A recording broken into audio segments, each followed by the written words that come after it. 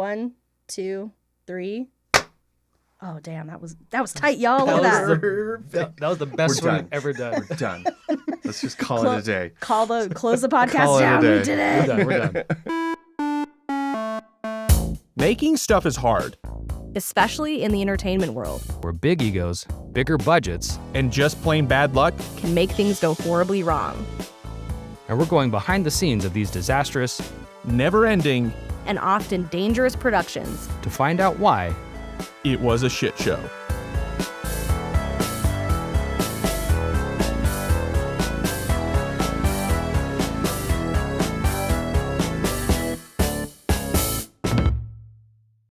Hello, citizens. My name is Ian, joined by Clint Hello. and Ray. Would you like to know more? I think we do want to know more. I do. Yeah. Do you guys? I'm the one doing the story. Do you guys want to know more? I want to know Yes. more. Let me click on my cursor. Let the mouse follow it over there. There we go. I want. We'll put up a graphic. Hey, we said we put up a graphic last time. You guys didn't do that. Yeah, because I said I wasn't going to do that He said shit. he wasn't going to do it, and he was not lying. Well, maybe you need to initiate that. I'm not going to say anything. I think this. I could do that. I could make that one appear. Okay, I'll do that one this time. Okay. But look at the setup, though. Our setup is so Yeah. sexy now. Yeah, I love it. We sexied it up. Yeah. We did a little. We bought some furniture. We got some way better looking soundproofing. That's not like COVID era like furniture packing material. Right. Yeah. It's great. Yeah, we did a lot of work. I hope this works. It looks a lot better. We had a lot of difficulties on that first episode that kind of screwed us over. The cameras were being real obnoxious. We worked out the kinks though. Yes. We got it. Yeah, and definitely the lighting too. I think the lighting looks a lot better. Yeah. I feel better. I feel. I'm Yeah. glowing. Yeah. You look much better in this lighting, I will say. Thank you, because I am aging terribly. Well, Ian said we were like figuring out what brightness to have this light, and he's like, is that gonna be okay? He's like, well, we got to look at it again when Clint gets here because of his bald head. And I was like, well, he normally wears a hat though. Oh yeah. That's okay? I mean, it actually still looks okay. yeah, Yeah. that's all right. Yeah, it's not too shiny. Yeah. So Well, if you I ever d- don't want to Actually, wear a hat, Yeah. I should just have a hat here, just like in case. Like, oh, we forgot a hat. Oh, it's right here. Don't worry. the emergency hat. My emergency Fedora. Oh yeah. That's the name. I know you have one. I do. That's actually the name of my new ska band. Emergency Fedora. Okay, so let's get started. So, Starship Troopers. Why this movie? Why right now? Because the film is an indescribable satire about Fascism. fascism. That's right. Bring. I'm not doing that. Womp womp. Yeah. It's a fucking gif of it Right. across the internet. Fascism. Yeah, and us like, yay! Don't use that. Don't take that out of context. Fair warning to all our listeners. Today's episode is going to be a political one. This is, of course, an entertainment podcast, but we also live in the real world, and one that's in some extremely perilous times right now. And what's more of a shit show than anything else Is right now? our country. Yes, is the United States of America. We are living the shit show right Yes. Yeah. Yeah. Shit show life. If you're in the state of trying to tune everything out, like all this awfulness, I get it. I was there. Skip this episode. We'll see you on the next one. Don't worry about it. But Starship Troopers is also a great movie. So even if it's we're talking about real political terrible stuff, it still hopefully is going to be fun and entertaining. Yeah, for sure. But so between Project 2025 going full steam, if you've never heard of that, it's basically a playbook of authoritative policies that basically only benefits the rich and powerful. It's very sexist, very racist, and they're all the policies they're doing. Trump declaring he who saves his country does not violate any law. And fucking Elon Musk, the de facto president of the U.S. right now, literally giving a Nazi salute at Trump's inauguration. Fascism is here, and the enemy is not at our gates. It's not at our doorstep. That bigoted dictator of a monster is in the house. And to distract us from all the evil shit that they're doing, like renaming Gulf of America, that bullshit, fascism purposely bombards and confuses us. Right. Not unlike today's film. Segue. Nice segue. As AV Club writes, Paul Verhoeven's gonzo satire was destined, even designed, to be misunderstood. Interesting. So, today, let's talk Starship Troopers. Would you guys like to know more? Yes. Yeah. I mean, we succeeded to do this movie that is so subversive and politically incorrect, you could say. It was possible to do that because the regime at Sony, where we started the movie, changed every 3-4 months. So we got away with it because nobody saw it. You know? And then when it was done, I remember Lucy Fisher, who was vice president at that time, looking at me and saying, well, these are Nazi flags. And I remember saying, yeah, but it's a different color, really. Clint's Closet, let's do it. Okay. Do you all remember when we did the cut actors episode? I mean, I remember doing the episode, but if you're asking me if I remember anything specific about the episode, I don't remember no. that goddamn So remember thing. how we talked about the rules of attraction? And Yes. how Oh yeah, James- Casper Van Dien was going to be he was supposed to play Patrick Bateman in the movie. Well, I have right. I have Patrick Bateman's business card. Oh my god! Is Did it you an 3D egg print white? that? No, I got it from a cosplayer at FanX who was dressed as. oh, you Patrick- showed me this before. Oh, did I? Not Yeah, here. no, not- no. Oh, okay. Like when you got it. Yeah, Yeah. yeah. So this kid was dressed as Patrick Bateman, like Incredible. in his like suit with like the plastic shirt or the plastic thing over when he kills Jared Leto's character.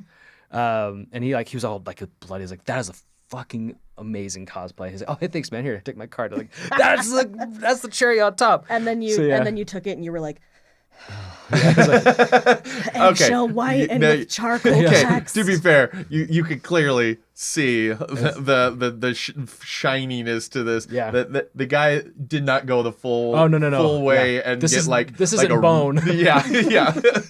And That's bone. it's Yeah. bone. Yeah. So I have Patrick Bateman's business card. Okay, let's get started on Starship Troopers. Okay, RoboCop in 1987, produced by John Davidson, was looking to make another film with Phil Tippett. He's a legendary visual effects supervisor. He made the Ed 209 in RoboCop. man. But Phil Tippett also did the holographic chess from the original Star Wars. He did the AT-ATs and Tauntauns in Empire Strikes Back. He won an Oscar for Return of the Jedi. He did the two-headed dragon in Willow and the Garthok in Coneheads. What are all similar about those?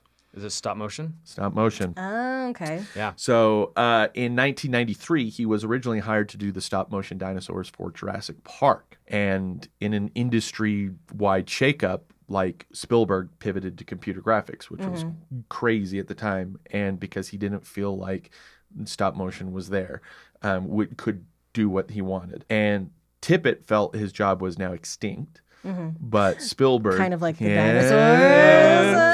dinosaurs. But Spielberg retained him to supervise animation for the scene because it's the same it's the same basic Right, concept, right. right? He is credited as in the movie, and it's the very kind of like a meme of he's credited as dinosaur supervisor, and it became a That's joke. a badass title. Yeah. But it became like a meme of like, Phil, you had one job. It's like, you let those dinosaurs get out of that park. Yeah, You were the exactly. supervisor. Yeah. And then he also worked on Dragonheart, a movie we're just going to keep circling. Yeah. Great movie. Yeah. That's At the at the end of 1991, Davidson, again, producer of RoboCop, he meets with Ed Neumeyer, co-writer of RoboCop. And Neumeyer mentions how he wants to make a teenage romance, but like set it within like a futuristic war, with like killer insects. Okay. So Clint, Starship Troopers. so Go on. Clint, you're going to be our Ed Neumeyer. This is what he said. I wanted to do a big, silly, jingoistic, xenophobic, let's go out and kill the enemy movie, and I had settled on the idea that it should be against insects. One of my original inspirations was my wife's catatonic fear of insects. I like that. He's Yeah. just like, oh yeah. He's just like, what's a universal enemy that a lot of people could get behind hating? That's right, bugs. Right? And it's going to be what my wife fears. That'll keep her from trying to get involved with my work. Work my work. It's very jingoistic, isn't it? Yeah. I don't know. What does that word mean? It's like very patriotic. Hyper nationalism. Yeah. Like, Really? I've never- extremely nationalistic. Yeah. Yeah. And now I'm going to say it all the fucking time. Okay. Okay. So Ed Neumeyer comes up and he's like, "That's this is what I'm thinking of for like a movie." And Davidson goes, "You mean like Starship Troopers?" And the men realize they both, as kids, read the 1959 novel Starship Troopers. Okay. So Starship Troopers is a science fiction novel written by Robert A. Heinlein. Written like a war memoir, the book follows Juan Johnny Rico as he climbs the military ladder of the mobile infantry during a war with the bugs. Rico, Carl, and Carmen are the main characters with similar backgrounds and goals, but who the Federation actively discourages them from joining the army. They're like, if you go into this is a big deal, like, and then they run tests on them to make sure that they can physically pull it off and all this kind of stuff. But even then, like, are you sure you want to join? The book contains 2 alien races, and they're both bug-like, but they're also technology. Like, they have technology. Okay. They're like, they have cities, they have guns. The film is a very loose adaptation, but why? Okay, the book was and remains like highly controversial for its overly pro-military stance. After Johnny Rico joins, the midsection of the book is like him listening to these countless lectures and debates about voting rights, citizenship, and military might, which is kind of what we hear a little bit in the classroom at the start and stuff like that. Where Heinlein, a former naval officer, advocates for things like capital punishment, abolishing social programs like welfare, and contends that the best, longest-lasting societies are run by military dictatorships. So, like, this is what he thinks should be This is the author of the original book. the original book. Bro sounds pro-fascism. Yeah. Heinlein believed that the 1950s brought about a generation of juvenile delinquency and moral decline. He's like the original. Get off my lawn. Yeah, right. Get a haircut. Yeah. hippie? Yeah. That's past your earlobes. Yeah. Which is this so funny and ironic because like nowadays people are just like, remember how great the 50s were? Yeah, and he's like, the moral and social decline of the kids from the 50s. Yeah, exactly. With their poodle skirts and their roller skates. No one wears fedoras anymore. The book is dedicated to all sergeants, anyone. There's a word I've never seen before. Anyone? Anyone. Okay. I don't know if it's actually a word, but it's, I guess, anywhere, any place, anytime. Yeah. But to all sergeants, anyone who have labored to make men out of boys. So like that's where he's like he's just like, you need to be a man. You need to go into the army, and you need to become a man. You need to suppress those emotions. You need to witness all of your closest friends being murdered. Exactly. And that trauma will make you a man. Exactly. You should be whipped in front of everybody. Yeah. Like, Boys becoming men, men becoming wolves. Now, would you agree that the movie shares the same stance? Yeah, I think so. Yeah. Yeah, more or less. Yeah. I think the difference is that it's not just relegated to men, though. It's correct. It's people. Everybody. Yeah. Yeah. But it's very much like, yeah, that's what the movie is saying.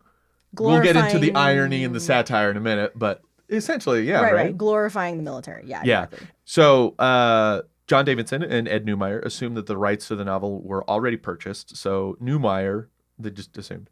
And so Neumeyer wrote his own version of the story called Outpost 7.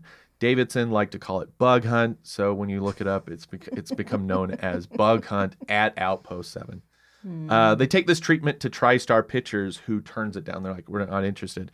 And Davidson counters well, what if we made it an adaptation of Starship Troopers? And they were like, oh, okay, now we're interested. So then they look it up. Lo and behold, the rights weren't even purchased. Maybe like start there, though, you guys. Like maybe look. I'm just gonna, you know what? I'm just gonna assume someone has the. I'm not even gonna look. It'll take me 5 minutes. No, they're men. They act first and then think you know what? later. I'm so sorry. As a woman, I impulsive neglected- action. That's Yes. important. I apologize. As a woman, I forgot that that's how men are. Okay, so again, this is like 92. Davidson, again, he wanted to make another movie with Phil Tippett. Like that was his whole goal. And he was like, this would be a perfect project to bring in Phil Tippett. He could do the bugs. And he immediately gets Tippett on. He gets to work and he's like, how do I do bugs via computers? Wanting to improve what he accomplished on Jurassic Park. Now they need a director. So why not like get the rest of the RoboCop team back together? We have John Davidson, the producer, Ed Neumeyer, the writer, Phil Tippett's visual effects, and director Paul Verhoeven. And why the movie is the way that it is Paul Verhoeven. Okay, Paul Verhoeven grew up in Nazi-occupied Netherlands. He lived in The Hague, blocks away from the Nazis' military base that housed their missile launchers, the ones that were used to bomb London, where they were just launching stuff. So this made Verhoeven's home a frequent target of Alliance bombing. Right. And this gave Verhoeven like a very personal relationship to the horrors of war and living inside of a fascist state. He frequently saw bombings and dead bodies. He saw public executions by the Nazis. Jesus. Like he talked about like an Allied plane crashing like down the street, and he was out there with his dad, and he watched the Nazis pull the body out and just all the it was in pieces, and then you see how violent his movies are. Oh, yeah. And you kind of okay. So he frequently he saw all this stuff, but like being so young to him, it like numbed him to the violence. And he couldn't comprehend it because he was such a kid. Yeah. For him, he said it was kind of like it was more like a special effect. I was just seeing movies. Interesting. And so he like has no like concept of what you should feel like. We should see those things. The brain is very interesting. Right? That's how his brain chose to protect him from the horrors of what he was seeing. I'm gonna make stuff where you see a lot of real gore. This obviously isn't real. I also think probably seeing it at that scale, right, where it's just happening all the time, you just sort of are just like, well, that's not real. Yeah, nope. I'm gonna note that. Log that away. So yeah, he grew up knowing what Nazis are like personally, and fucking hates fascism. Okay. This led to his graphically violent and or sexually explicit, yet well-received filmography. One of his most biggest films he made in the Netherlands, Soldier of Orange in 1977, is about students fighting against Nazis as they're invading the Netherlands. And it was like one of the big breakout hits for Rutger Hauer. Then he did RoboCop. In 1987, which is super violent. Total Recall, extremely violent. God, okay, this Start is to make quite sense? the filmography. Yeah. I'm seeing it now. I love both of And those. Basic Total Recall. Instinct, Oh, okay. which is crazy graphically sexual, but it's also crazy violent. Like that opening scene where she's killing the guy is just like ice pick in the eye. You're just like, oh my God. Yeah. All right, I'm gonna put that on my list of movies to see that I haven't seen yet. You haven't seen Basic Instinct? It's great. Yeah. Okay, you watch Basic Instinct. I'll watch RoboCop. Done. Okay. Love it. All right, this is January. You're going to be our Paul Verhoeven Oh my today. God. We have lots of crazy quotes from him. Excellent. He is, Clancy Brown called him, he's a nutbag, lovingly.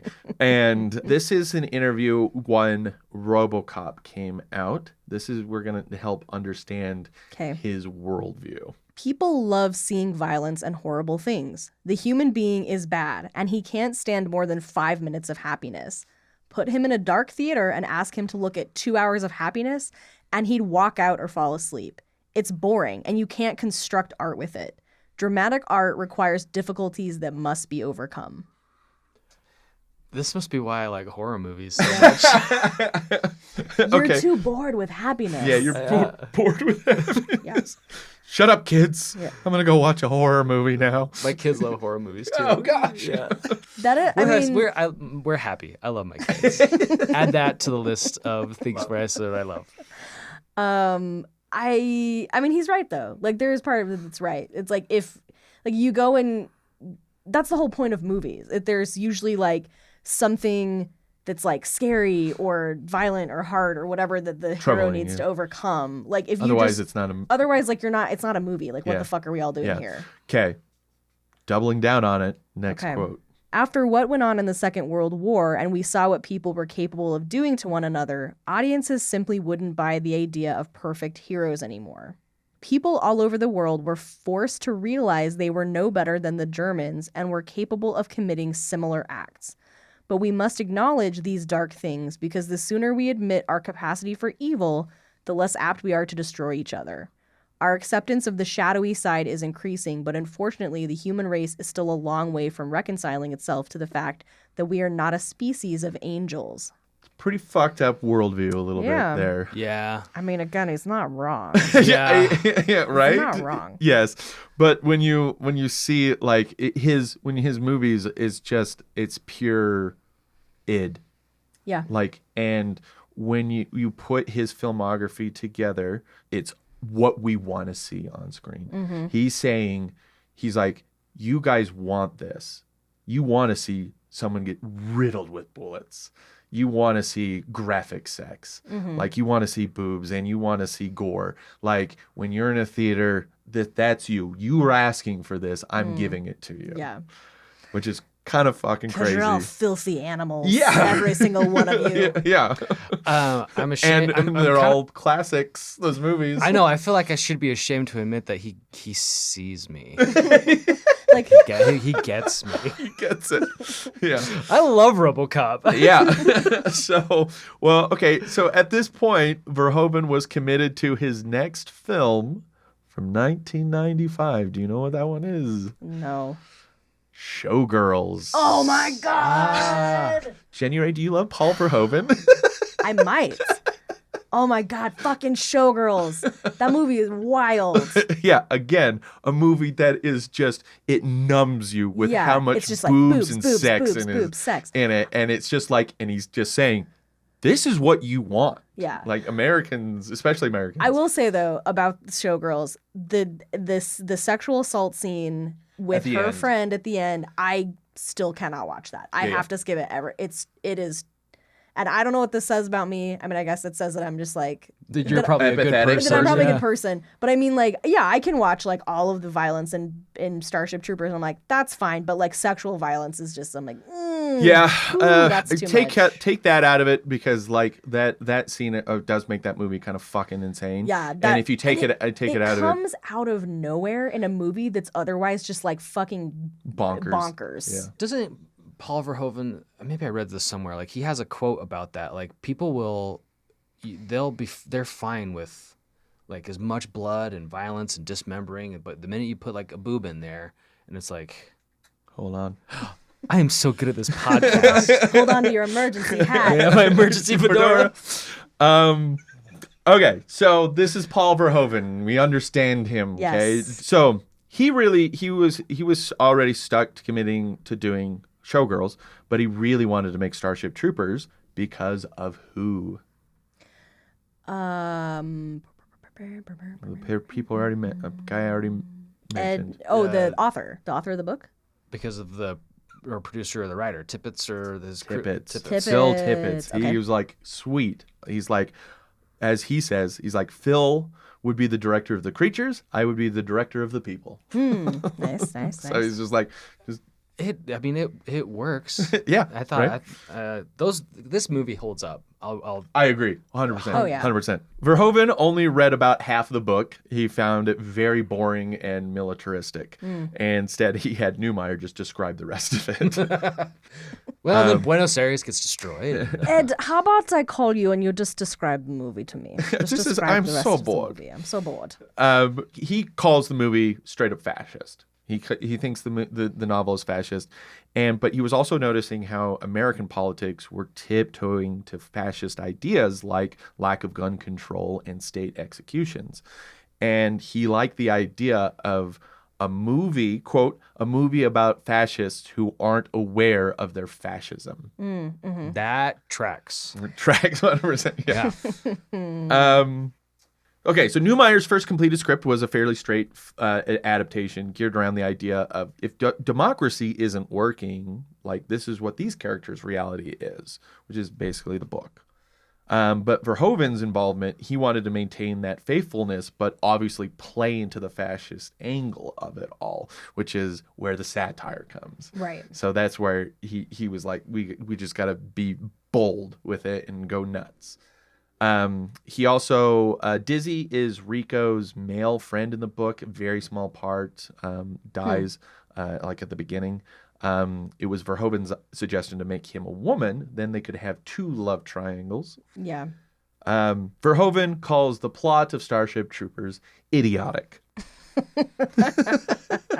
Lovingly. Like he knows what he was doing. Yeah. I would also call it idiotic Yeah. lovingly. Yeah. The team mapped out a budget for the film, and it came to $90 million. And TriStar was unsure, so they came up with the idea of like just shoot some test footage.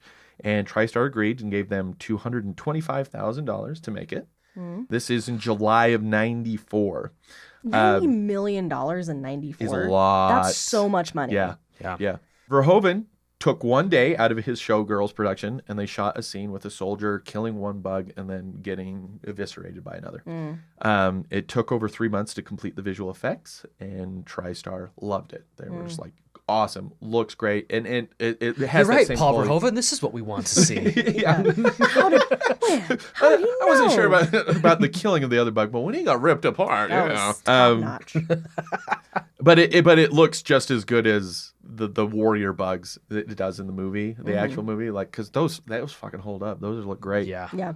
However, for the next year, TriStar was really non-committal about how expensive the full movie would become, and it didn't help that the most expensive movie ever made at that time was currently bombing in the U.S. and rocking Hollywood.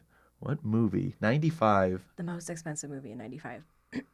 Widely considered one of the biggest bombs ever when it really wasn't.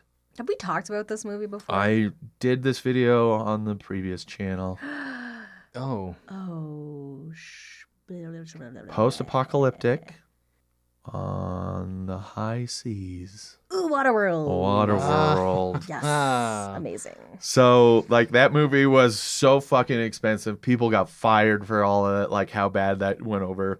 And TriStar's like, ugh, like, we want to go this full route with this weird idea. You know, for as much of as a pan that movie is and how much like it bombed, like I saw that movie a lot. Oh, Dude, that movie is great. Waterworld's great. I do like it. Okay, so TriStar agreed to make the movie if another studio would pay for half of it. Like, we're not going full in doing what Universal did with Waterworld. And Verhoeven and Davidson went to studio after studio showing the test footage, and the most unlikely of studios said yes. This the company is Touchstone, who's owned by Disney. Disney. Oh my God. This is a Disney movie. Incredible. Incredible. Why haven't we seen a Starship Troopers like attraction at Yeah. Disney? Yeah. Just watching people getting ripped up. So Disney agreed to pay for half. They would get international distribution. TriStar would get the U.S., and they would split the profits. And around this time, Neumeyer finished his third and final draft at the beginning of 1995. Okay. In addition to Tippett's effects company, originally Davidson had lined up other companies to help with visual effects because this was going to be a big fucking movie. Because Tippett is mostly focused on the bugs. Right. But there's also the fucking ships and the space. And all the things. Yeah. Yeah. But in order to secure funding for the movie, Sony, who's TriStar's parent company, they're like, you have to use our in-house VFX team, Sony Picture Image Works. And they were like, oh, we have all these other ones lined up. And they were like, no, you have to use this one. Okay. Remember this. Okay. Acting. Here we go. Acting. Mark Wahlberg and Matt Damon auditioned for Rico, but Verhoeven wanted a true Aryan blonde and cast Rico and the rest as if it was a Leni Riefenstahl film. If you don't know who Leni Riefenstahl is, she was a filmmaker from Germany. She very, very controversial figure because she made propaganda for Hitler. Interesting. And she made a lot of the propaganda documentaries of that time that were just like pro-Hitler and pro-Nazism. And she's very widely known because what she was doing in her documentaries were kind of revolutionary. Her documentary, Triumph of the Will, is a very famous one because it starts off with Hitler coming down from a plane and like greeting some troops. But you just think of that and you're like, okay, he just comes off of a plane. But the way she shoots it, it shows the plane coming out of the sky and coming out through some clouds. And it makes it seem like Hitler's coming from the heavens, like he's a god, right? Yeah. And the way she cut things was just it. So if as a documentary filmmaker, you have to be like, you kind of have to look at her stuff to be kind of like, wow, the things she was putting together. Documentary filmmaker. Yeah.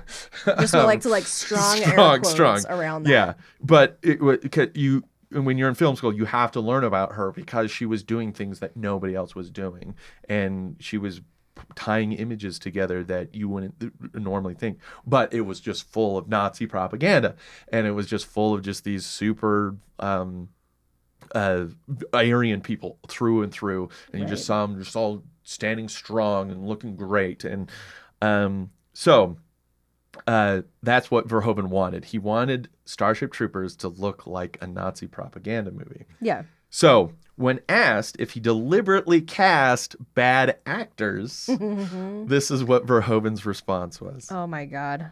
No, not really. I took them because I wanted them to look like the people you see in Leni Riefenstahl's movie, The Triumph of the Will. So it was a ploy, but more based on a visual aspect. I probably was looking too much to the streamlined bodies and sculpted faces, and perhaps paid not enough attention to all the acting stuff. I mean, I don't know. In retrospect, you could also say that was the right way to do it because it should be these kinds of people. Okay, so what you texted us? I sent you a text as I was watching it. Yeah, and what did I say? I said, "Can we retitle Starship Troopers to Bad Actors Doing Their Best at the movie?" Yes. It is 1,000% bad actors doing their best in the movie. But then I said, with the exception of Michael Ironside and Clancy Brown, because I love them in everything they do. Yeah, because they're character actors. They crush it. Yeah, it's bad actors doing their best in the movie. We're talking about like the five mains, right? Like Neil Patrick Harris, Casper Van Dien, Denise Richards. I'm so sorry, I don't know Dizzy's actress's name. Dina Meyer, and Jake Busey. Casper Van Dien wasn't as bad as I remembered last time I'd watched it. Some moments he's actually decent. Denise Richards is fuck terrible throughout. There's a part where she's just walking through a hallway, and I was like, she can't even walk through a hallway without seeming like she's just terrible at acting. It's like that thing where she's just someone's like, you're suddenly on camera, and they're like, walk, and you're like, I don't know what to do. God, what do I do with my arms when I walk normally? Well, that's the thing too, is like, because I don't think that Neil Patrick Harris is necessarily a bad actor, because I've seen him in things where I'm just like, oh, he's really good. Yeah. But it's just, I think he cast it perfectly for what we got and for what he wanted. I will say though, Dina Meyer is great. I love Dizzy's character. Yes. But also it does feel like a very over the top movie, so I'm willing to bet that he directed the performances to be heightened. Okay. So, according to Neil Patrick Harris, the actors were not in on this joke about the satire of it all. And they went into it thinking that they were doing like a legitimate like sci-fi movie. Action adventure show. Yes.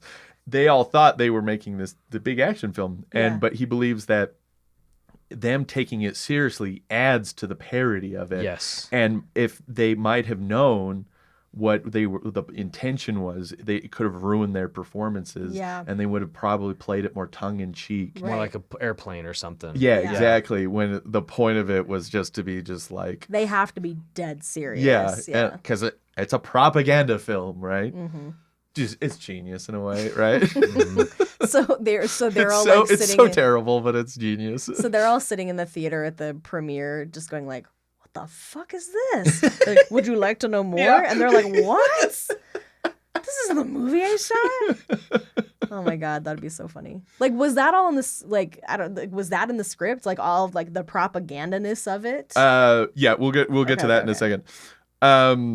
Okay, so filming. All the alien planet scenes were filmed at either Hell's Half Acre in Casper, which is a terrible name because it's like 300 acres. Well, I mean, hell has a different measuring Yeah, system. exactly. Yeah, hell, yeah. They're on the evil metric system. yeah. Evil metric. Yes, exactly. That's in Casper, Wyoming, the Badlands of South Dakota, and a bit in California. Filming started in April, and they frequently dealt with rain and snow and 80-mile-per-hour winds. One location they had to flee because of a flash flood. When they returned, they had to dig everything out, like from cables and cars. Oh, wow. And they know like there's still countless pieces of equipment that are just lost out there. Wow. Ooh, everyone get your metal detectors and let's meet in Casper. Yeah. Let's go to the Badlands. Yeah. That sounds like fun. That does sound like fun. It'll be a shit show meetup. It's a it was a shit show meetup. But it's also like community service. Yeah, let's we're clean up cleaning, this we're place. cleaning the We're gonna Badlands. clean up the Badlands. And also get some movie memorabilia for the closet. Yep. Yeah. What are, like the prop helmets or something? Yeah. I got a walkie-talkie. The Whiskey Outpost set. That's the with like the climactic scene where they find the general in the Who's thing. had his like brain sucked. Yeah, well, yeah. There's guys with the brain sucked, but Oh, then the yeah, general's yeah, in yeah. like the locker. That's right. And then that's where Dizzy dies. That whole thing. So that was so remote. They had to build roads to get to it. And once they started building the set and they start talking to the locals, the locals were like, "There? Did no one tell you about the rattlesnake infestation?" Oh my god. Whoa. No, we're talking about bug infestation. Like, yeah. What? For Jesus Christ. For the Clendathu night shoot, they put this enormous light on top of a nearby hill so they could like give the landscape some depth. And it was just this enormous thing, and it would just get so fucking hot. It was almost like the sun, and the warmth attracted the rattlesnake. scorpions. Oh, scorpions. Yeah. And of so course. when they went up the hill to turn it off, they had to they just find all these scorpions and be like, "Oh god." Nobody was bitten or stung on Starship Troopers. Yeah, and how many scorpions died? Yeah. That's what I want to know. the only good bug's a dead bug. So I've been told. I kind of felt bad for those cockroaches. Like I 100% even did. asked Ian, I was like, are those real cockroaches? Because that's kind of fucked up. Like, the only good bug is a dead bug. no, that's kind of fucked up. Just like, yeah, I'm going to need a basket of cockroaches. I don't know, whatever cockroaches come in. I'm going to need a barrel of cockroaches for these shots so that these kids can like squish them. Bundle. Yeah, kind of got a pallet of cockroaches. Barrel of cockroaches. Yeah, that's true grundle. because there's probably because they had to have a guy come in like a bug wrangler, right? That Yeah. came in and he was like, "We need these for what scene? Oh, the kids are gonna play with them." Yeah. Oh yeah! Oh my god! This poor like fucking nerdy dude with he's just loves like his roaches. I just love cockroaches. The Madagascar variety is my favorite type. And then he's like brings in his like pet cockroaches and he's like, kids. this one's Matilda and this one's Gerald and this one's Francis. Yeah, cool. Throw them, get them, kids, get them. And then if he complained, Paul Verhoeven was just like, the only good bug is a dead bug, and then slaps him. Yeah. Did you learn about the bug wrangler and his Madagascar cockroaches and like if they were okay? No, there's no mention. There's no of it. mention of No it? mention of No. it. I really They- hope those were fake bugs. They had because to. I was, They had to have been. There's no even if it's a cockroach. No, watch, I say they're real. Those are real bugs. No, they would just let you squish bugs like that. I'm going on the fascist angle on here. I don't give a shit. They breed like crazy. They have no sentience. All right. I mean, I felt bad for those bugs when they were getting squeezed. Oh, I can't Just think like, about it. Oh, like their little bodies exploding. Stop! Shut your fucking mouth, Ray. The mom. Yeah, the kids are all like, Do your part. Oh That made me just feel weird.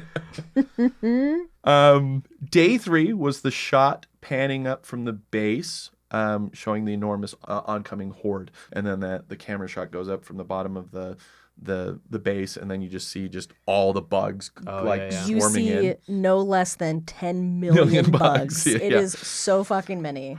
However, because it was never not windy, the camera, which was on a crane, would not stay steady. And so Phil Tippett had to adjust that shot in the computer frame by frame to remove the shake. You can see like 1 or 2 frames in it. That's what I was like, pay attention to the shot because it's a smooth fucking shot. It is very smooth, yeah. And again, you're so distracted by, again, just how many bugs there are coming toward them. You're just like, no, they're fucked. They're so fucked. Jake Busey and a few actors suffered heat strokes from the 115-degree heat. I like Jake Busey. How much was the sunscreen budget on Jake Busey alone? I just need to know. Like, were they just like tubs of sunscreen? They're like, I'm Mr. Busey's personal sunscreen assistant. A little bit for his teeth. Yeah. Is when he shows up in the cafeteria and he sits down, and like all he says is like, "Hi," and January just goes, "I can't take him seriously." I'm like, I'm sorry, I cannot take a Busey seriously. No. Casper Van Dien chipped a tooth during the stunt on top of the tanker bug. As he said, "So what? It was worth it." He's Good for you, Casper. What a good sport. Right? Yeah. Yeah.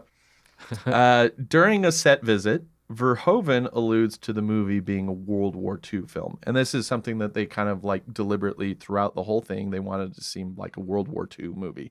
I mean, the propaganda from the invasion, like the boats, the infantry storming off. All of the imagery too. Like all the Federation imagery looks very Nazi-like. Yeah. But when he's at that set visit, he alludes to the Germans being the insects, which is kind of like, I think he was playing, like he was not letting the reporter know what his original intentions were, because that's clearly not what's happening in the movie. No. Right. So this is Clancy Brown about all of this. Oh, you're gonna be our Clancy Brown today. All right. Do the accent. Do the voice. Do Mr. Krabs. I can't do it. Yeah, that's what attracted me. That's pretty good, actually. I don't watch SpongeBob. That's what attracted me, actually, was the not so subtle fascist comments. I don't know if is that still good? I'll read it. Just do it. That's what attracted me, actually, was the not so subtle fascist comments. That's much more salient to Verhoeven's world as a European, but completely valuable as a cautionary message. This movie will bring up a lot of questions, or maybe it'll just end up being kids versus bugs, and that'll be okay too.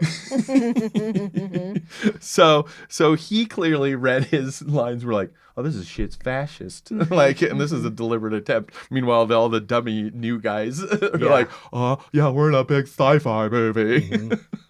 I'm telling you, like the Clancy two Brown, he's a smart guy. Yeah, I'm telling you, the two like most entertaining people to watch besides Jake Busey were Michael Ironside and Clancy Brown. Yeah, for sure. 1,000%. Do you think I'm funny? Do I make you laugh? Do you think I'm a comedian, son? I'm sorry. The first words and the last words out of your stinking holes will be, sir. Do you get me? Sir, yes, sir. Okay, for January's favorite scene, the shower scene. Yes. It's just delightful. It is not, and it's not just because everyone's naked, but because of the like just weird gender equality that's happening. Yeah. Where it's like everyone is just completely okay with the nudity is totally non-sexual. Everyone's like super chill and not ogling each other, and they're all it is a little bit like they're all one of the guys, because it's still like kind of military culture. Yeah. But I just like, I don't know, I watch it and it just makes me smile every time. I'm just like, what a delightful scene. Yeah. So Verhoeven wanted to one-up a locker room scene in RoboCop, which kind of has a similar idea, but he wanted to convey the idea that these soldiers are so dedicated to the cause, they are without libido. Yes. It's kind of refreshing, honestly. It is kind of a weird, Yeah. like there's Yeah. no like sexual innuendo happening. There's no comments. They all kinda have like a this- hard on for the violence. Like, Yeah. that's Yeah. yeah. It's kind of like this podcast. You know, Yeah. we're so dedicated to this podcast. There are no libidos here. I mean, we're all pantsless. yeah. And it's I've been perfectly giving him a fine. handy the whole time. Yeah. No, sexless. Oh, sorry. God damn it, Ian. We had one rule. No libidos. No libidos, no egos. Okay, so when they're doing this scene, they're like, okay, we gotta. Everybody's got to take off their clothes, and we're gonna do this. And the actors were like, "Okay, you first, Paul."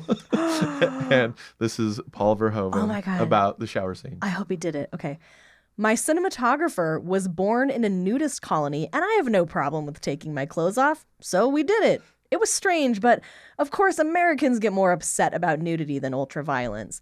I am constantly amazed about that. A bare breast is more difficult to get through the sensors than a body riddled with bullets. There's your quote. Yep. That's what okay, yeah. I remember I read that somewhere. Yeah. I just love the idea, though, that they're like, in order for us all to get comfortable, just everybody's gonna get naked, even the cinematographer. It's fine. Yeah.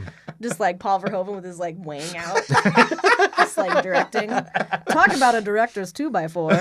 Oh. This is wood.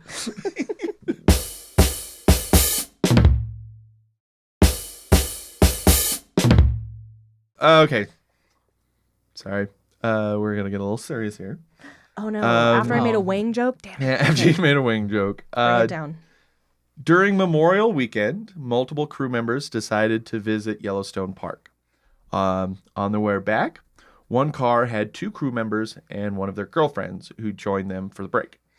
Going the opposite direction, a man fell asleep at the wheel, veered into their lane, and they collided head on. Gavin Garrity and Tom O'Halloran, both camera operators, were killed along with the other driver. The girlfriend was thrown from the vehicle and survived with serious injuries to her right leg. TriStar and Disney paid for some of the medical aid Oh, bills. come on. And to make up for what they didn't pay for, Phil Tippett organized donations from the crew. Well, that's very nice, but fucking TriStar and Disney should have just paid for all of it. I agree. That's ridiculous. Yeah. We should not GoFundMe should not be a thing. 100%. You just have to 100%. use it for medical procedures. Yeah, you should Yeah. not have to use GoFundMe for medical Yeah. medical procedures. 100%. I completely agree. When the filming wrapped with on location shooting and was about to fly back to LA to shoot on sound stages, the crew boarded the flight and one crew member was insanely drunk. And the flight attendants cut him off from having any more alcohol. And he got like a crazy angry and makes a bad joke, yelling, "Get me another drink or I'm going to detonate a bomb." No, you can't talk about Whoa. bombs like that on a plane. This is pre 9/11. 9/11, yeah. Yeah, you can't do. They hadn't taken off yet, but this forces the plane to be locked down. Everyone is on board is escorted into a holding area and interviewed one by one. Oh my and God. all their luggage is searched, and they find pot and a bunch of illegal fireworks that people were buying from like Wyoming. Jesus Christ. But obviously, no Yeah. bomb. I Later- love, though, that there was still contraband. Like, Yeah. people are just like, I Yeah. can smuggle these fireworks, right? That's fine? Yeah, nobody's. okay, that's fine. What's the worst that's gonna happen? Yeah. A literal explosive. Yeah. What are they going to do? Search our luggage? Yeah, everybody one by one. Oh, that's gonna happen. And then this asshole. Yeah. Oh, I just feel bad for the people who all their pot was confiscated. Yeah. They're just like, God damn it, I spent a lot of money on that Yeah. pot. 24 hours later, they were released, and now they had to travel on an off day. All FedNet scenes were filmed in a single week in LA, which kind of blows my mind because there's a lot of footage. There's a lot of that, yeah. Yeah. Verhoeven called FedNet the eventual marriage between TV and the web, which is what we exist now. And would you like to know more? Is Verhoeven asking, do you like this?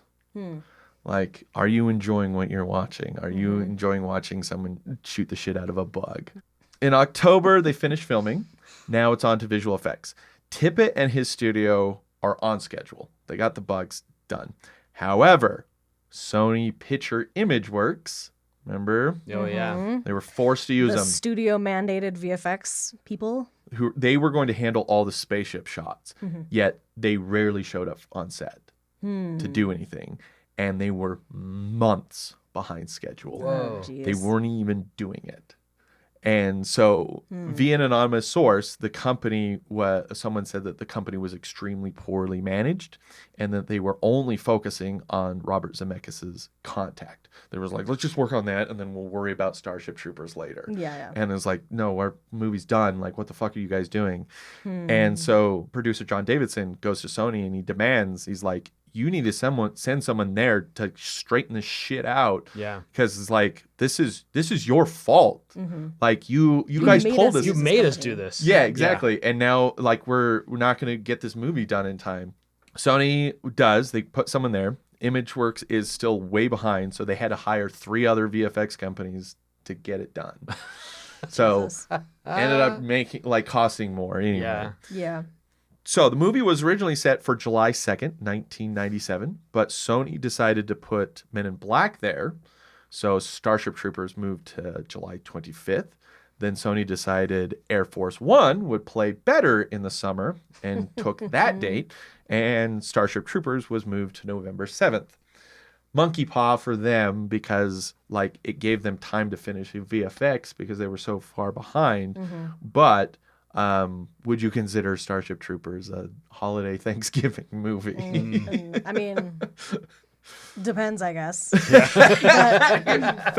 I mean, your Thanksgiving dinners usually I have would. some fascist Yes. family members. Overtones, yes. Hey, Uncle, how'd you feel about that Starship Troopers movie? Oh, I loved them. Oh my God, they were getting those bugs. Yeah. That's what it was like for me. You know what? You should join the military. Who knows? Maybe by then you'll be showering with girls. Yeah, it'll make a man out of you. My libido was gone. Hate is my hard on. Yeah.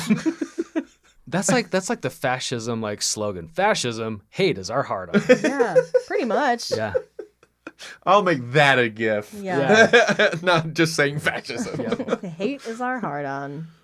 Let's see. Verhoeven valued Phil Tippett so much in making the movie, he called him his co-director and says he would have never been able to make it if it was not for Phil Tippett.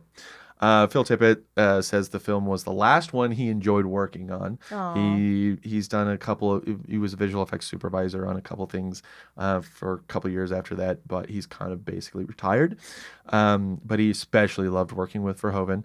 And when praised for his work, like he always does, he's very modest and downplays his role. He'd be like, "Yeah, you did a great job," and he's like, "Well, it was really this guys and this guy," and then he just names them off. Oh, what a swell guy. Yeah, he's a stand-up dude. Yeah. So, how did $100 million fascist satire get made? Only in the 90s. 90s, baby. Only in the fucking 90s could that happen. Verhoeven thinks that there was so much chaos at TriStar and Sony at the executive level with people getting fired every few months. And so it was just these constant new people. And his film flew under the radar because all these new people would come in and they had to review all the other shit that was going on at the studio. And they never had time to get to Starship Troopers. So they got away with a lot more than they thought he would. They never saw the dailies. They never saw all this stuff. And he jokes, someone was like, "What the fuck? That's a Nazi flag." And he's like, "No, they're different colors." Jesus. Some random facts. So we've talked about on The Crow about how important it is to make sure that you have correct bullets, right? yes, in yes. these guns. And there are a lot of these guns in this movie, and they all work, right?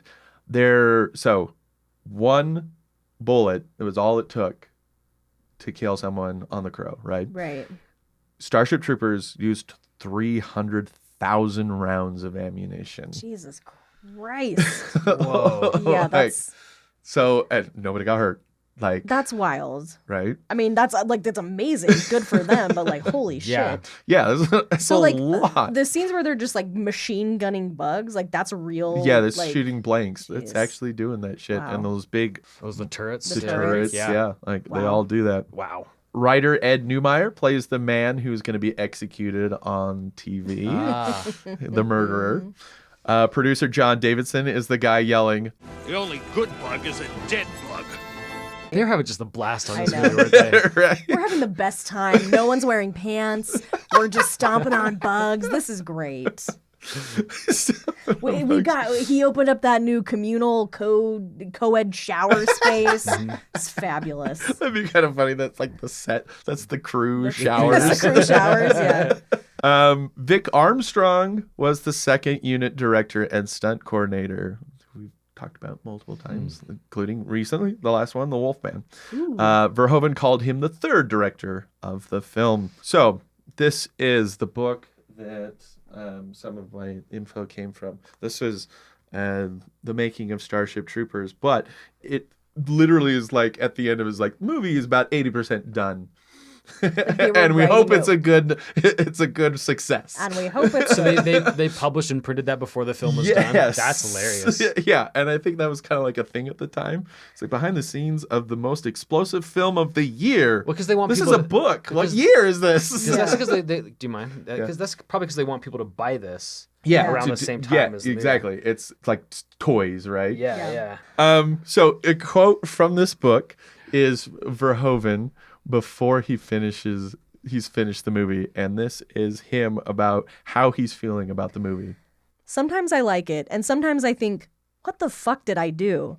But that's normal, you know, because I've never made a movie yet where I felt, this is great, with the exception of Showgirls. Verhoeven's great. Yeah. I mean, I don't know how you are making Showgirls going, this is great.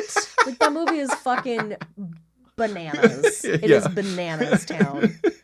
Is there enough boobs in this scene? Let's all take our clothes off, and then we'll just get more boobs in the scene, and let's get that cinematographer back who's from the nudist colony. Yeah, and we're building a shower for this other movie. We can use it all together.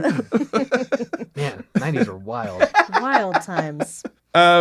At the time of release, reviews for Starship Troopers were mostly bad, with plenty pointing out the bad acting. However, most did not get it. Yeah. They did not understand the satire. Reviews were baffled by it. And some of this can be attributed to the expectations, as like the marketing kind of made it seem like it was going to be a Star Wars movie. Like it's young kids in space war movie, right? And that's not what that fucking movie is at all. I mean, it is, but it's not. It is and it isn't. A few reviewers, like Roger Ebert, understood that it was satire, but argued that the film wallows in that satire to the point it forgot what it was doing, and is kind of lost the plot in a way. And it doesn't help that the movie doesn't take a clear stance either way. No, it really doesn't. Like you were saying, on the set, he was like, well, the bugs are the Germans, but then it's like, but No. But the Federation are the Germans, but also it's like, yeah, like they're also the heroes, but like, are they? I just like the whole thing is a little bit muddled. I think the clearest sign that movie is maybe taking a stance is the recruiter. This is the military, the mobile infantry has made me today, and it's just like, what the fuck? What about you, son? Infantry, sir. Good for you. Mobile infantry made me the man I am today. And like the biggest thing that like people kind of point out now is that like their reward for fucking doing this, their reward for that hard fought battle to get to that brain bug is more battle, more war, and they're all like gung ho about it. Yeah. They'll fight and they'll win. Yep. I feel like Verhoeven made this movie for two people.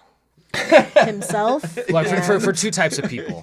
One type is for the people who understand that it is a satire, that it is a parody, that it does show how ridiculously stupid and horrible fascism is.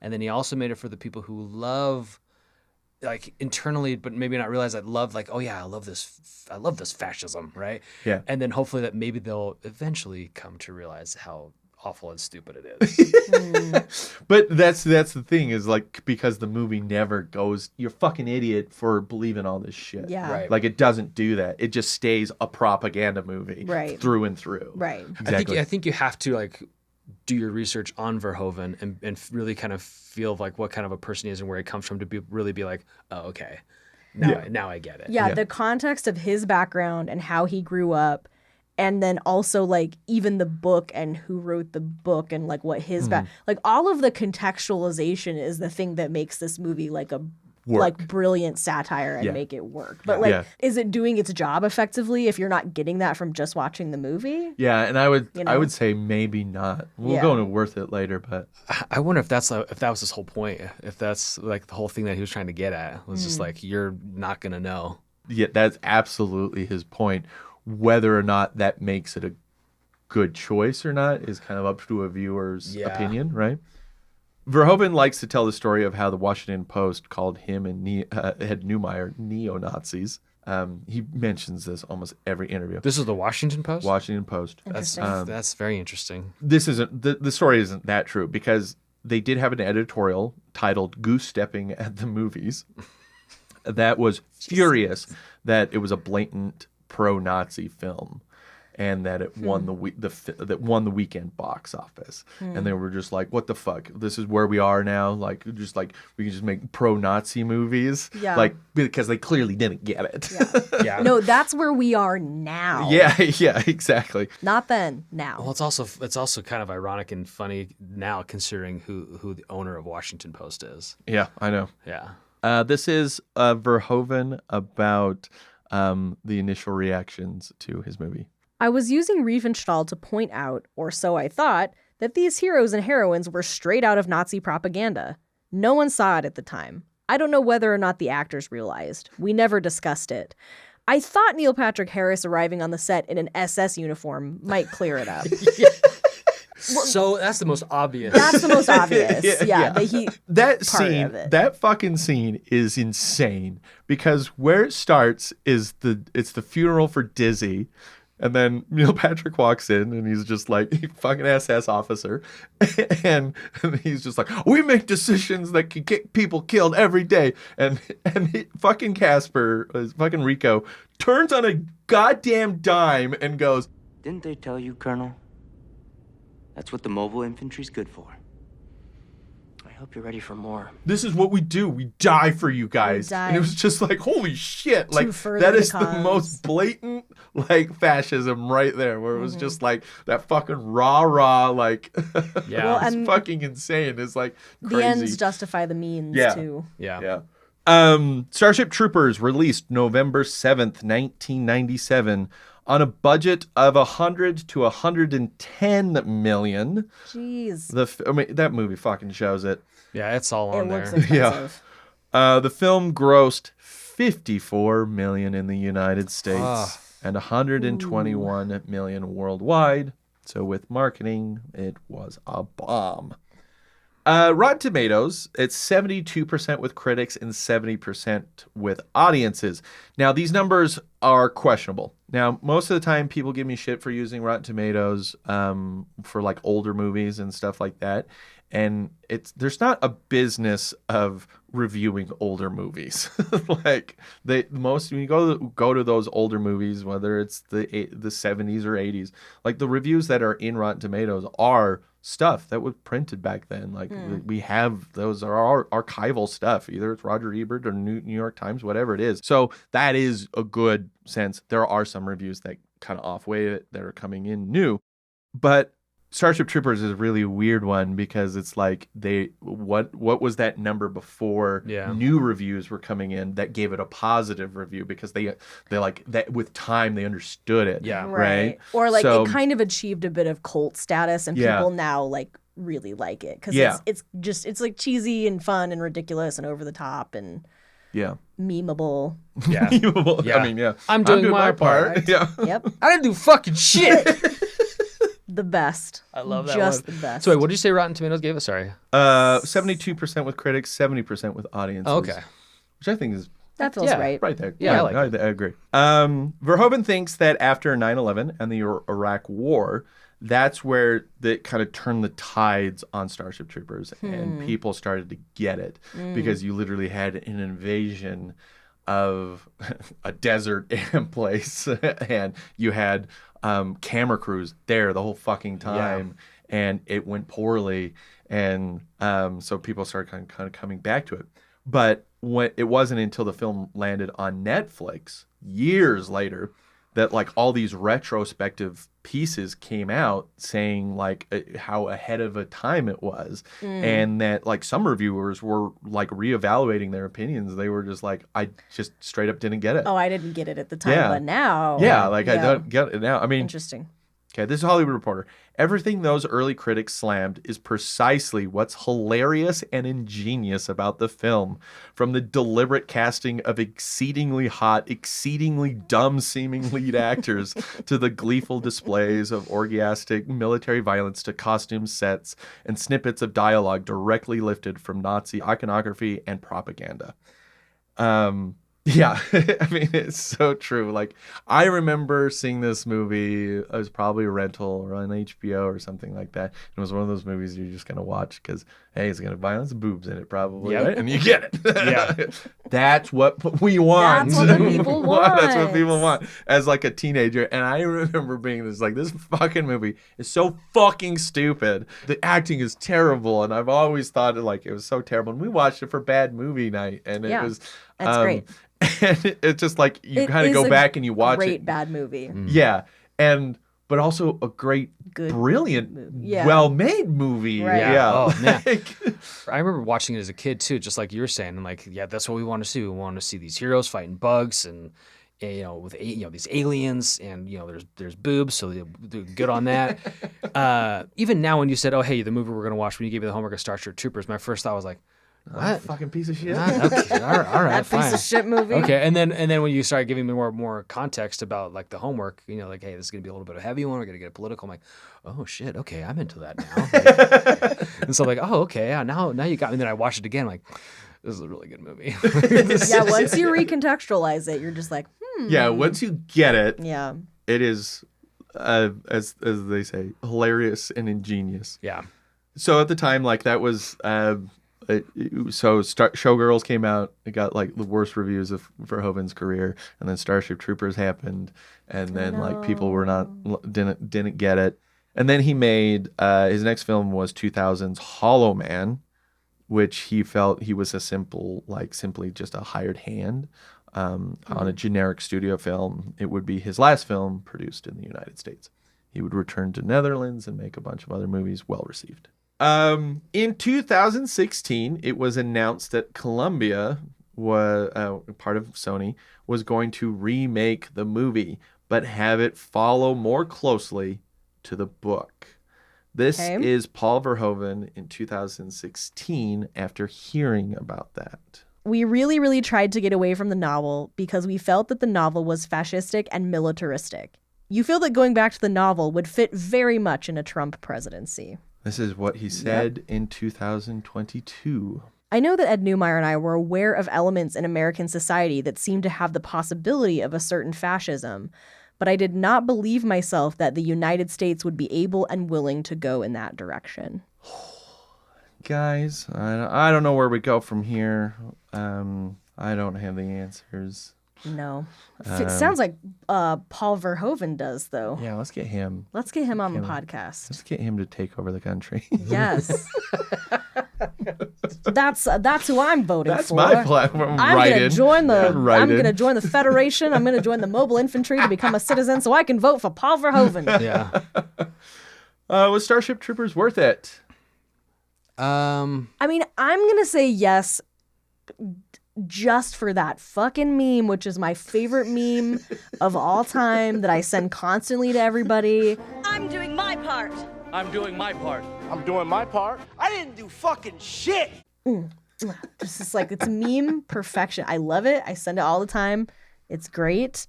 I also think this movie has a lot to say, obviously, about fascism, which is like interesting. And then talking about it in this context is like, yeah, go watch this movie. Like, it's fun, but there's also a lot of interesting themes in it.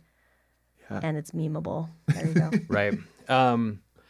It's unfortunate that those three individuals were involved in that wreck, costing the lives of those three.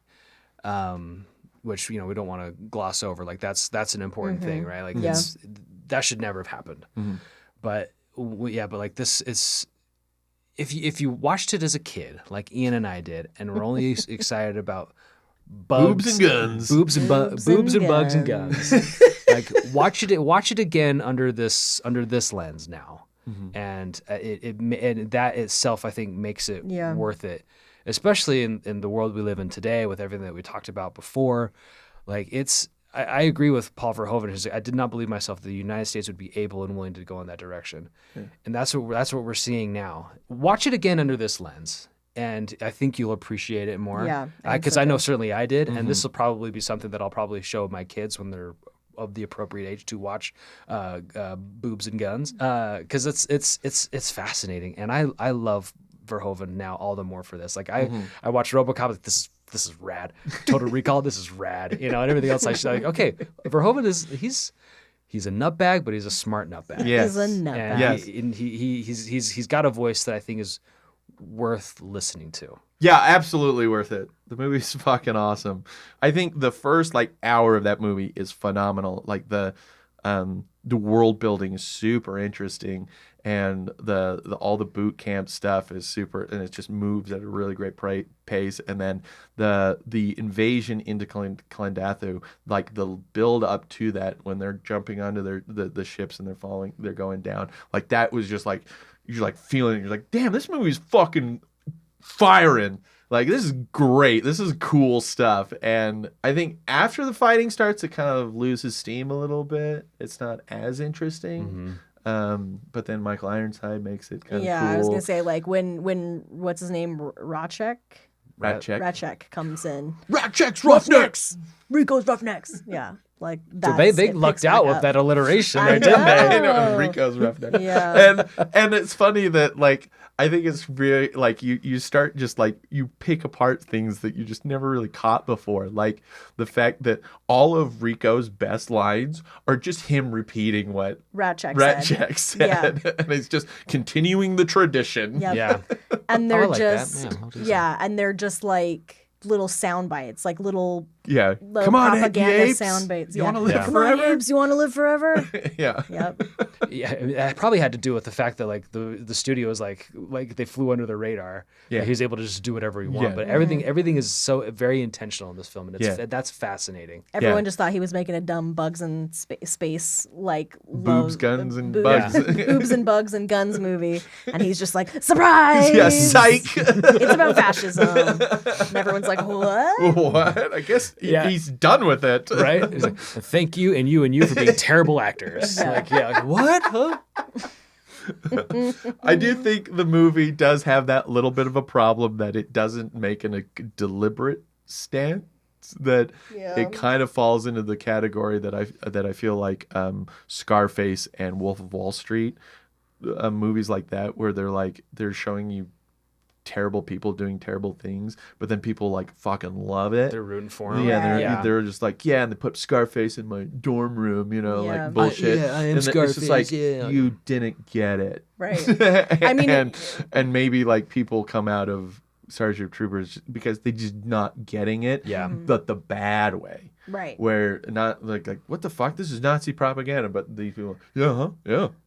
That's fucking join the mobile infantry. Yeah, fuck yeah. Yeah. Like, and maybe that's a problem. If it takes this much contextualizing and understanding the director's background and what he was trying to say, and like reading quotes from him and like reading books about how it was made, if it requires that much contextualization to understand what this movie was trying to tell you, then it's just like, did it do its job? Because like on its face, you experience it how you guys experienced it as kids and how I experienced it when we first watched it, which is it's a really silly, dumb, bad, cheesy movie. Yeah.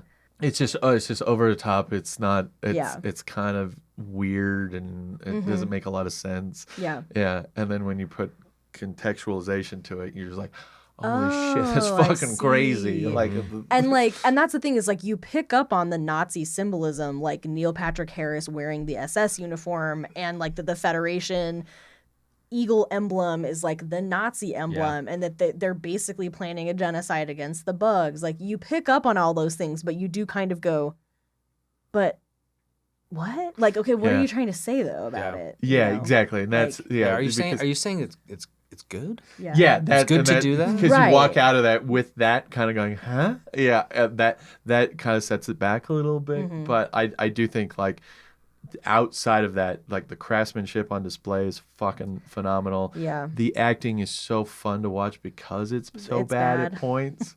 Like seriously, watch the scene where Denise Richards is walking down the hall. It's fucking terrible. Yeah. And so there's just like, and then you get boobs and guns and bugs, and Yep. you know, it's like you get It's all the fun ultra stuff. violent. I love that the fucking planets are just not worth fighting for. No. It's just garbage. It's Yeah, just just desert. just dirt ball. Yeah, it's Literally only is something that a bug would want. Like, Yeah. like they've evolved to live on Mm-hmm. that planet.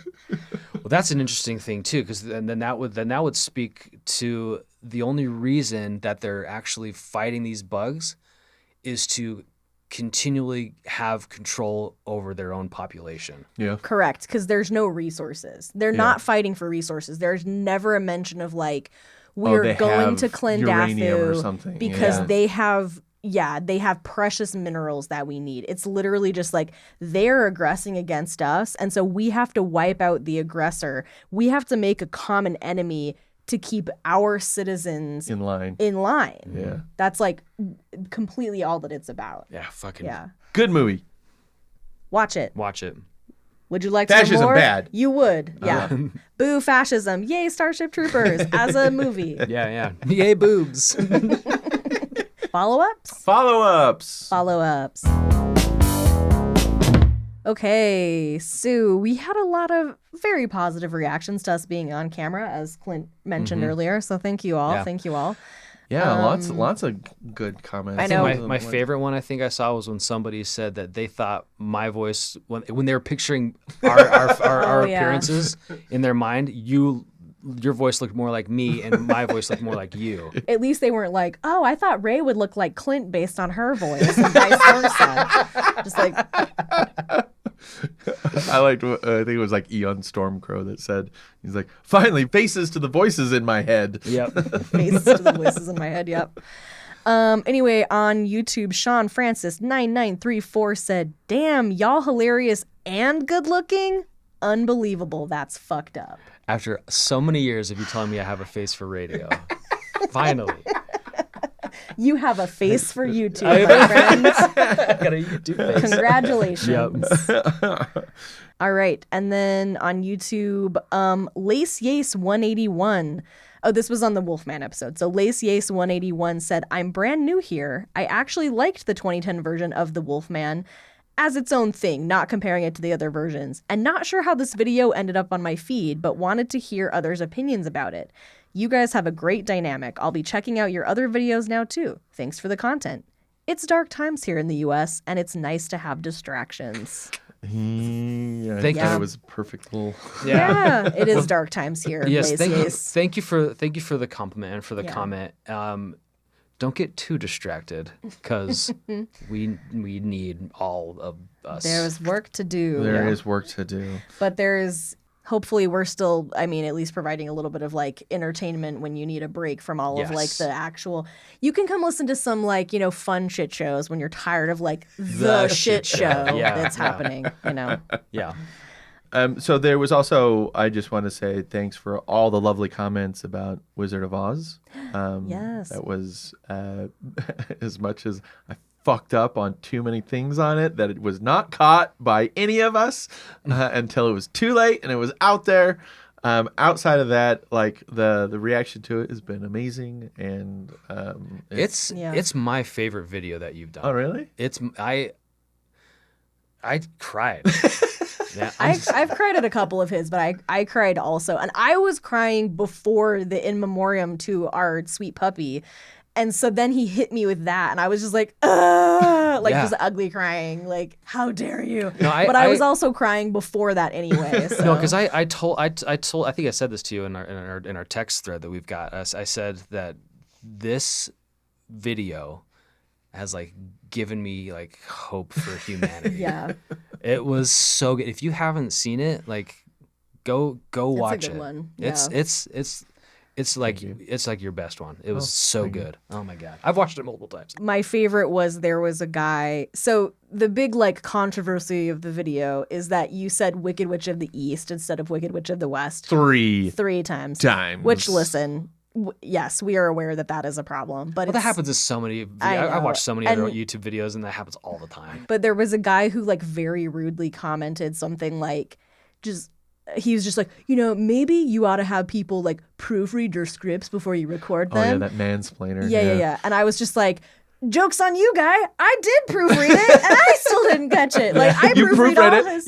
and you rewatched the rough cut, and you did all the sound editing. Yeah. And then we put it on Patreon, and a bunch of people were like, "Yeah, it was great." Nobody caught it. So I guess that I just wanted to call that out, just to show that's like, we do a lot of like, this is why it takes so long to make a video, is because there's like, I proofread scripts. He did it. Like, there's a lot of back and forth to like try to make sure things are accurate, and just like for some reason that just like slipped through the radar. I felt so validated that Corridor Crew did a thing on visual effects for the Oscars, and they're like, let's talk Wicked, and the guy's like, so like she plays the Wicked Witch of the East, and then on the screen is like, Bink West. Yeah. Yes. And I was like, validated. Thank you. Yeah, I don't know why. It was just a weird blind spot that like we all had. We still got it wrong. Yeah. What now?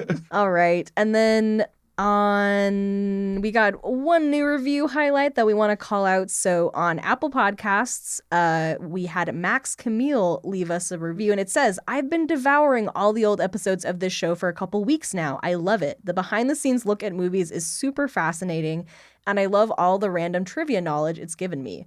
This show is so funny that I'm nervous to listen at work in case my giggling and cackling are disruptive. This is my new favorite podcast, and I've been recommending it to everyone I know. Thanks to Clint, Ray, and Ian for all that you do and bringing me so many hours of joy. Welcome. Oh yeah, you're welcome. You are Thank so you. welcome. Yeah, no, we've heard that from a few people where they're just like, thanks for all of the useless trivia you've given me for parties. And you're like, you're welcome. Yeah, you're welcome. You are so welcome. Yeah. And hopefully now after this episode, you will resist fascism. Yes. Fun facts for trivia and resisting fascism. Yes. If that's one goal we have, it is to make you laugh, give you dumb movie trivia knowledge, and to resist fascism. Yep. There you go. That's shit show. Yes. Fun facts in resisting fascism since 2000 since 2020. 2020. Yep. I like it.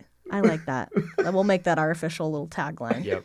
Put that on a t-shirt. All right, and we have 3 new meddling executives that we want to give shout outs to. So I have my digital copy of the papers here. Mm-hmm. And we're gonna tell flattering lies about these 3 new meddling executives, starting with our first one, Lyzekiel.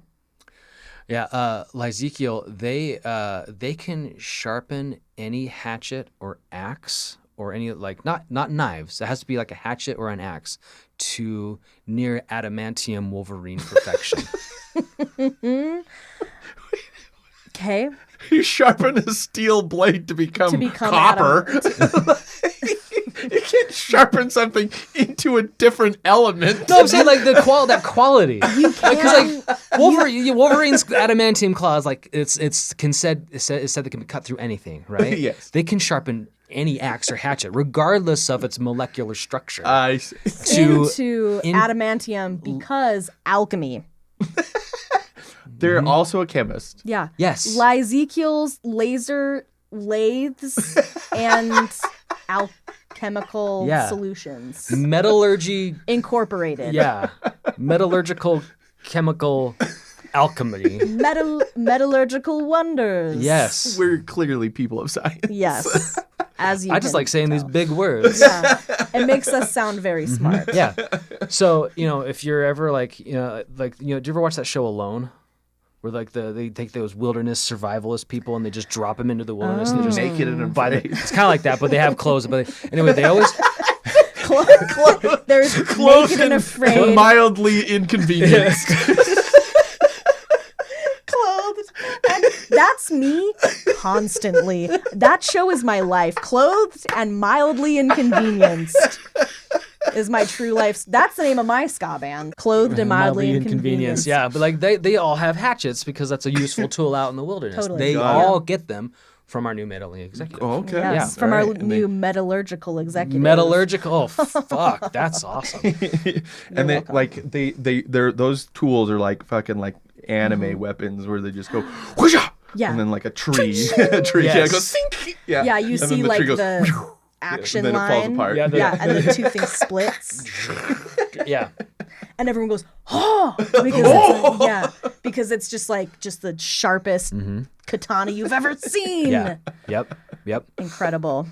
Well, thank you, Lyzekiel, for becoming a meddling executive. We're happy to have you. And thanks for being in the Discord. Yeah, thank you. And if we pronounce your name incorrectly, Yeah. let us know in the I Discord. apologize. We're not going to change it on this video. We will But not. We will. Never going back. Yeah, no, like, you think we're going to change it for that? We don't even change it for fucking Wicked Witch of the East? Come on, we're not going to change. All right. And then our next meddling executive is Adam H. Adam H. Runs he's the premier bug exterminator in the galaxy. Yep. He's an expert in all types of bugs. The flying bugs, the crawling the bugs. crawling bugs, the brain bugs. the brain bugs, The yeah. bugs that shoot big giant cannons out of their butts. Their thorax, is that what it is? I don't know. We got to ask Adam. He's the, Was he's it the, a thorax cannon or a butt cannon? I mean, butt cannon is something different. That's true. But Adam would Different know. podcast. Yeah. You headed out to Kolob, Yeah. you might need an exterminator to come with you.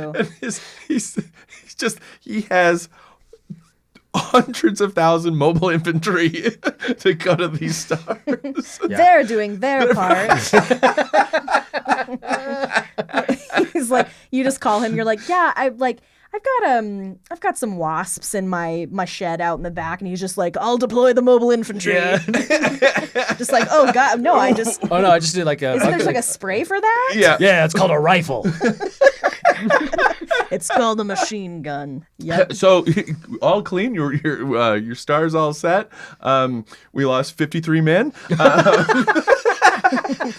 So you'll be paying for that. Yeah.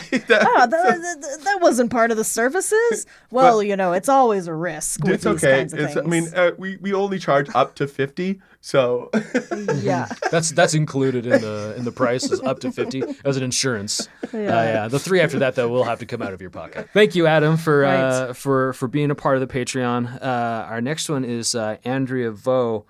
who is a literal ghost? Yeah. What? They dropped in, became a meddling executive, and then disappeared. Disappeared. Within Oh my god. Hours. But you know what? We will still tell flattering lies about you, even if you're a meddling executive for 1 minute or 1 millennia. We appreciate you. Yeah. do this for a millennia. Yeah. Because any chance that I have to improvise a flattering lie about somebody, I will take it. So if you just do it for a little bit, Yeah. and then you become a ghost. Yeah. Basically, $10 gets you Clint making up some shit on the podcast, which Yeah. he loves to do. I love to do. I love it. It's his favorite thing. Stop trying to get me to do improv. I cannot say this any more times. It's constant. I have been doing so much more improv lately, I know. and I love it. I love that for you. Yeah, It's so great. you should follow me not only on Instagram at bub_rub, but the Improv Garage, the _improv_garage. Yeah. That's where I'm posting all my improv stuff. But Andrea will not be able to unless No, because she's dead. she has shuffled off. She is this- a ghost. She's a ghost. Who said she's a ghost? She is is a not ghost. corporeal. No. Oh no, she's not a ghost. She just ghosted us. Oh, I I okay, misread alright, the yeah. email. see. She has not shuffled off this mortal coil quite Oh, yet. okay. Oh, that makes it even. She's like a little Patreon fairy dropping into your Patreon to like spread some joy and then like tee-hee-hee, giggling and then just Yeah. like ghosting out. like a little Cupid. Yep. So thank you, Andrea. Thank you for being a meddling executive. And thanks to, as always, to all of our meddling executives. And our method directors. Yes. And our test audience. Yes. Thank you to all of our patrons. If you would like to become a patron, you can go to patreon.com/itwasashitshow. We put bonus content up there. There's director's cuts, which are longer edits of the episodes. Clint shows you stuff that's in his closet. And we have a very special new episode coming up that I'm working on right now for our 5th anniversary. Oh my God. Is the making of It Was a Shit Show was a shit show. So make sure you get on. That's only going to be on Patreon. Can't wait. And fuck fascism. Only you can fight fascist liars. That's Smokey the Bear. Yeah. No, I know. I want you to fight fascism. That's Uncle Sam. No, I know. Oh, okay. I'm doing Smokey the Bear. Who we Another meet. American icon. Yes, another American hero He who's is just as important as Uncle Sam, arguably. maybe sometimes like depending on who's anyway. I'll say we're just going to say fuck fascism on Yeah. 3. 1, 1, 2, 2, 3. 3. Fuck Fuck fascism. Thank you so much for listening. It Was a Shit Show is researched and produced by me, Ian Jench. Sound editing and mix by Ray Reynolds. Our theme music is by Ryan K. Hudson. If you're enjoying the show, leave us a review on your preferred podcast player. It does help spread the word. Or you can support us on Patreon and get access to exclusive content and longer versions of the podcast. Find us on social media at It Was a Shit Show, but shit without the I. And if you haven't already, definitely subscribe to our YouTube channel.